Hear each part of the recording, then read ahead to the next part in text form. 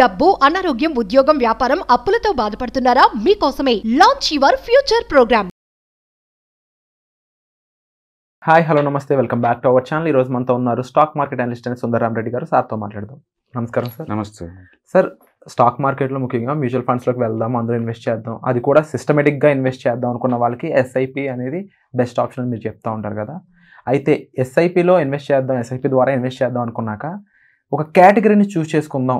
అసలు ఏ కేటగిరీని బట్టి నా గోల్ ఓరియంటేషన్కి ఇది ఏ కేటగిరీ యూజ్ అవుతుంది, ఆ కేటగిరీ ఏ విధంగా రైజ్ అవుతుంది, ఇవన్నీ అంశాలు ఎలా తెలుసుకోవచ్చు అంటారు? మనం లాస్ట్ 10 years అంటే ఈరోజు మనం May 17th ఉన్నామండి. సో మీరు లాస్ట్ 10 years బ్యాక్ కనుక ఒక 10,000తో స్టార్ట్ చేస్తే ఒక డెకేడ్ బ్యాక్, ఒక డెకేడ్ మొత్తం 10 years పెట్టామనుకోండి, మీరు పెట్టిన అమౌంట్ టోటల్లీ 12 లక్షలు పెట్టారు ఒక డెకేడ్ మొత్తం మీద. ఈ స్మాల్ క్యాప్ కేటగిరీలో పెడితే దేంట్లో ఎంత వచ్చింది, మిడ్ క్యాప్లో పెడితే ఎంత వచ్చింది, లార్జ్ క్యాప్లో ఎంత వచ్చిందో నేను స్క్రీన్ షాట్ షేర్ చేస్తాను, ఒకసారి చూడండి. ఓకే. అండ్ లాస్ట్ 6-7 years నుంచే క్వాంటా హవా నడుస్తుంది కాబట్టి వాళ్ళున్న ఏ కేటగిరీలోనే వాళ్ళు నెంబర్ 1లో ఉంటారు. ఇక్కడ చూడాల్సిందంటే కేటగిరీ అనమాట. అంటే స్మాల్ క్యాప్ కేటగిరీ యావరేజ్ మీద 20 వస్తుంది, యావరేజ్ మీద. మిడ్ క్యాప్ అనుకోండి యావరేజ్ మీద ఇది కూడా 18-19 దాకా వస్తుంది. లార్జ్ క్యాప్ అనుకోండి యావరేజ్ మీద 14 దాకా వస్తుంది. గుడ్, బ్యాడ్, మళ్ళీ వాటిల్లో కూడా వరస్ట్ పర్ఫార్మెన్స్ చేసినేమో తగ్గిద్ది, బెస్ట్ పర్ఫార్మెన్స్ ఇంకా ఎక్కువ రావచ్చు అనమాట. మొత్తానికి లార్జ్ క్యాప్ కేటగిరీ మనం చూసుకుంటే కనుక ఇక expect 14% per annum long term point ఆఫ్లో. అండ్ మిడ్ క్యాప్ కనుక తీసుకుంటే కనుక ఇక ఎక్స్పెక్ట్ 18-19% యావరేజ్ మీద.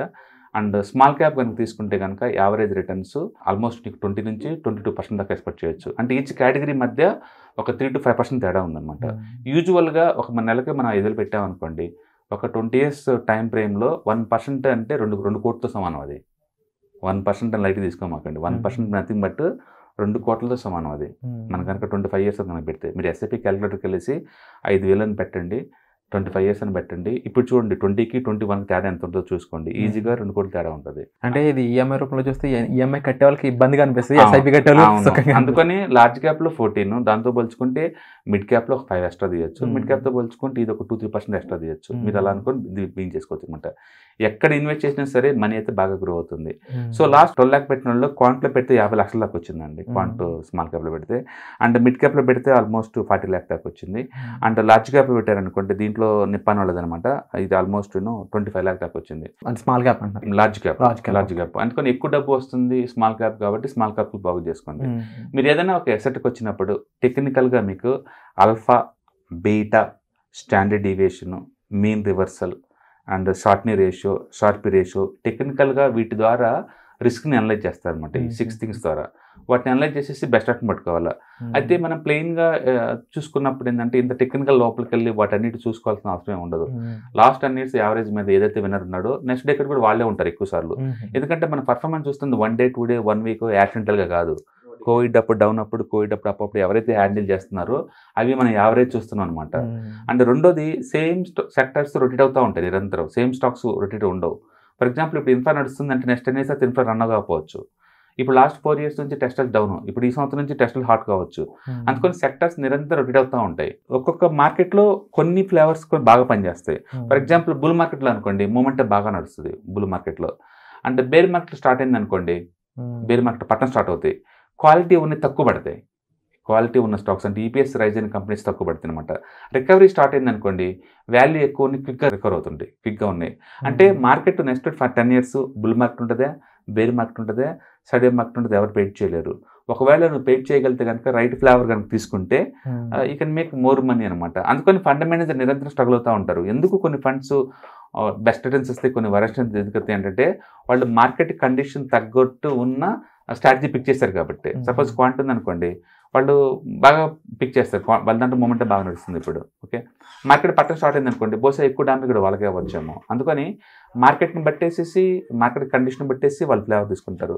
సో మనం ఇన్వెస్ట్మెంట్కి వచ్చినప్పుడు ఈ అల్ఫా కావచ్చు, లేకపోతే లో వాలటిలిటీ కావచ్చు, నీ ఫ్లేవర్ ఏంటి, అల్ఫా కావాలా, లో వాలటిలిటీ కావాలా, లేదు అంటే వాల్యూ కావాలా, లేదంటే క్వాలిటీ కావాలా, లేదంటే మూమెంటం కావాలా, ఏ టైపు మీకు ఫ్యాక్టర్స్ కావాలో ఆ ఫ్యాక్టర్స్ కరెంట్ మార్కెట్ రిలవెంట్గా ఉంటే కనుక ఎక్కువ రిటర్న్స్ వచ్చే ఛాన్స్ ఎక్కువ ఉంది. బుల్ మార్కెట్లో కొన్ని ఫ్యాక్టర్స్ బాగా పనిచేస్తాయి, బేర్ మార్కెట్లో కొన్ని బాగా పనిచేస్తాయి, అండ్ సైడ్ మార్కెట్లో కొన్ని బాగా పనిచేస్తుంటాయి అనమాట. అన్నిటికీ స్టాండర్డేషన్ ఉండదు. అందుకని మ్యూచువల్ ఫండ్స్ ఎవరు ఒక డెకేడ్ తర్వాత హీరోగా మిగలరు, నిరంతరం రొట్టె అవుతూ ఉంటారు అనమాట. అందుకని ఎఫిషియన్సీ ఉన్నంత కాలం మనం వాటిని ఉంచుకోవచ్చు అనమాట. ఒకప్పుడు ఆదిత్య బిర్లా వాళ్ళ మ్యూచువల్ ఫండ్ బాగుండేవి, ఇప్పుడు అన్నింటిలో డల్ అయిపోయారు వాళ్ళు. ఓకే, బీఎస్పీ వాళ్ళు ఒకప్పుడు టాప్లో ఉన్నారు, ఇప్పటికి వాళ్ళు అయిపోయారు. ఫ్రాంక్లిన్ టెంపుల్టన్ ఒకప్పుడు టాప్లో ఉన్నారు, ఇప్పటికి అన్ని డల్ అయిపోయారు. అండ్ ఎస్బీఐ స్లోగా డౌన్ అవుతుంది అన్నింటిలో పర్ఫార్మెన్స్ వాళ్ళే. అందుకని నథింగ్ ఈజ్ పర్మనెంట్ ఇక్కడ. అందుకని ఎవ్రీ ఇయర్ ఇండెక్స్తో కంపేర్ చేస్తాం, టాప్ 5లో ఉంది అనుకుంటే మనం ఉంచుకోవచ్చు అట్లా అనమాట. సో మొత్తానికి ఇన్వెస్ట్మెంట్ చేద్దామని థాట్ రావడం ఇట్ సెల్ఫ్ ఇస్ గ్రేట్ అండి. అండ్ అది వచ్చిన తర్వాత మంత్లీ ఎంతకంత investment and small and mid క్యాప్లో పెట్టుకుంటే కనుక ఎక్కువ డిస్కౌంట్ వచ్చింది అక్కడే, అండ్ ఎక్కువ వెల్త్ క్రియేట్ కూడా అక్కడ long term point of view. And ముఖ్యంగా స్మాల్ క్యాప్లో వెళ్దాం అనుకునే వాళ్ళు అగ్రెసివ్గా ఉండాల్సి ఉంటుందా, లేకపోతే వాళ్ళు ఏం ఎక్స్పెక్ట్ చేయొచ్చు? ఎక్కువ పడ్డప్పుడు యావరేజ్ చేయాల్సి ఉంటుంది, ఎందుకంటే ఎక్కువ సేల్స్ వస్తాయి. మార్కెట్ కనుక నిఫ్టీ 2% పడిందంటే స్మాల్ క్యాప్స్ ఈజీగా 4 to 5% పడతాయి. ఎక్కువ డిస్కౌంట్ వచ్చింది కాబట్టి ఆ టైంలో ఎక్కువ యూనిట్స్ని కొనాల్సి ఉంటుంది. అలా కొనేలాగుంటే నీకు అది వర్క్ అవుతుంది అనమాట. రేపొద్దున మళ్ళీ బుల్ మార్కెట్ స్టార్ట్ అయినప్పుడు నిఫ్టీతో పోల్చుకుంటే ఇది మళ్ళీ 4-5% ఎక్కువ పెరిగింది కదా, అప్పుడు కావాలంటే నువ్వు అమ్ముకోవచ్చు 1 year తర్వాత. అండ్ ముఖ్యంగా ఎంప్లాయీస్ అనే వాళ్ళ కోసం కూడా ఈఎల్ఎస్ఎస్ కానీ లేకపోతే ఈటీసీ కోసం ఉందన్నారు కదా, ELSS nothing but flexi cap అండి అది. అంటే వాళ్ళు small cap, mid cap, large cap ఏ సెగ్మెంట్ అని పెట్టుకోవచ్చు. న్యాచురల్గా మార్కెట్ ఎలా మూవ్ అవుతుంది అని బట్టి వస్తుంది. Nothing but ELSS flexi cap exactly. కాకపోతే 3 years లాక్ టైం ఉంటుంది. డెఫినెట్గా ట్యాక్స్ సేవర్ ఫండ్స్లో ELSS is the best one అండి. ఇయర్లీ యావరేజ్ మీద అది కూడా నీకు 18 to 20% వస్తుంది. డెఫినెట్గా ఈపీఎస్తో పోల్చుకుని, అది ప్రావిడెంట్ ఫండ్తో పోల్చుకుని, ఎన్పిఎస్తో పోల్చుకుని this is the best option. So అంటే ముఖ్యంగా స్పెసిఫిక్ ఫండ్స్లోకి వెళ్ళినప్పుడు ఎవరికైనా సరే స్టెబిలిటీ కావాలి, బిగ్ కంపెనీస్లో ఇన్వెస్ట్ చేయాలనేది ఎప్పుడు ఉంటూనే ఉంటుంది. బట్ మీరు చెప్పిన విధంగా చూసుకున్నప్పుడు గ్రోత్ అనేది కంపారబుల్ విత్ స్మాల్ క్యాప్ అన్నప్పుడు తక్కువ కూడా ఉంటుంది. ఇలాంటి టైంలో మన దగ్గర మనం ఒక ఎంప్లాయీ, మన రెగ్యులర్ శాలరీ మీద బేస్ అయి ఉన్నాం అనుకున్న వారికి ఏ ఫండ్ కరెక్ట్ అంటారు? నేను అంటుంది అదే, మీరు ఎంప్లాయీస్ కాబట్టి తక్కువ డబ్బు ఉంది కాబట్టి plan according to the money అనమాట. మనకు కొంచెం అగ్రెసివ్గా ఉండాలి తక్కువ డబ్బు ఎప్పుడైనా సరే. ఎక్కువ డబ్బు ఉన్న వాళ్ళు కన్జర్వేటివ్గా ఉన్నా పర్వాలేదు. అందుకని తక్కువ డబ్బు ఉన్న వాళ్ళందరూ కూడా ఏంటంటే సబ్జెక్ట్ నాలెడ్జ్ పెంచుకోండి ఫస్ట్. నా నాలెడ్జ్ పెంచుకోవడం ద్వారా రిస్క్ ఎలా హ్యాండిల్ చేయాలో మీకు అర్థం అవుతుంది అనమాట.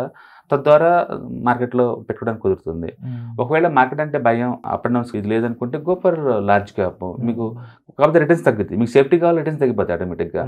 నీకు అల్ఫా కావాలంటే ఖచ్చితంగా బీటాని భరించాల్సిందే. బీటా ఎక్కువ ఉందంటే అల్ఫా కూడా ఎక్కువ ఉంటుంది. అందుకని ఉదాహరణకి ఇంటర్రిలేషన్ అనమాట. నువ్వు బ్యాంక్ డిపాజిట్లు ఎందుకు నీకు ఏం రావట్లేదంటే వాలిడిటీ కూడా ఏం లేదు కదా, పీస్ ఆఫ్ మైండ్ ఉంది కాబట్టి నీకు 8% వస్తుంది. నాకు కొంచెం మోర్ రావాలనుకోండి, నెక్స్ట్ నిఫ్టీ బీస్, సెన్సెస్ ఇలాంటి వాటిలో పెట్టుకున్నా తీసుకోవచ్చు. నాకు ఇంకొంచెం ఎక్కువ కావాలనుకుంటే మంచి మ్యూచువల్ ఫండ్లో పెడితే you can make more money. అట్లా ఒక్కొక్క స్టేజ్లో ఒక్కొక్క రిస్క్ ఇక్కడ ఉందన్నమాట. అందుకని దీని అన్నిటికీ వెపన్ ఏంటంటే నాలెడ్జ్, నథింగ్ ఎల్స్. నాలెడ్జ్ ఎక్కువ కొద్దంటే అది ఎలా బిహేవ్ చేస్తుంది, ఎలా బిహేవ్ చేయబోతుంది మనం ప్రిపేర్ అవుతాం కాబట్టి మనం దాన్ని హ్యాండిల్ చేయడం ఈజీ అవుతుంది. Wonderful sir, thank you so much. Suman టీవీలో మీ పర్సనల్ అండ్ బిజినెస్ ప్రమోషన్స్ కోసం కింది నెంబర్కి కాంటాక్ట్ చేయండి.